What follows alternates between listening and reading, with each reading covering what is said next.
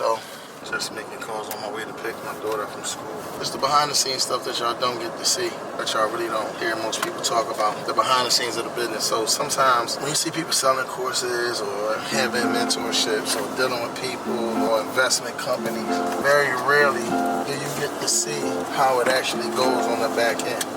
For example, sometimes you got deals that's supposed to close that don't get closed on the dates it's supposed to get closed.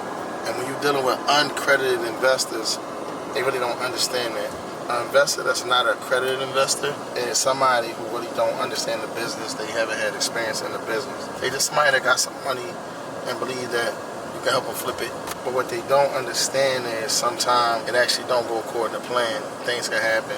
Closings get held up. The bottom fall out of deals sometimes. People back out of deals a lot of times. People can't get funding. And now you back to square one. You reset. Trying to sell that property or liquidate that property or whatever the case may be. Even sometimes in refinancing, sometimes you could be refinancing with a company. Most people don't know some of those companies may tap out at $5 million or $3 million. It may feel like that you're being over leveraged when you get to a certain amount of money, and they may not even refi you anymore.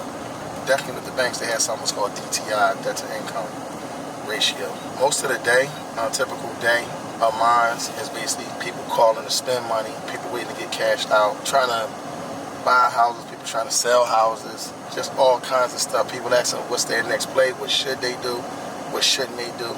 So it's like an action-packed day.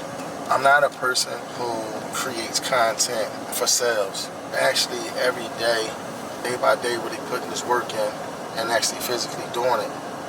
So I'm gonna let you ride with me for a couple of days so you can see really the ins and outs of it, payouts, how many people get paid, how much millions of dollars come in, what goes out, what's profit, what's losses, because that's real, especially if you're expecting to get into a business like that. Profits is good.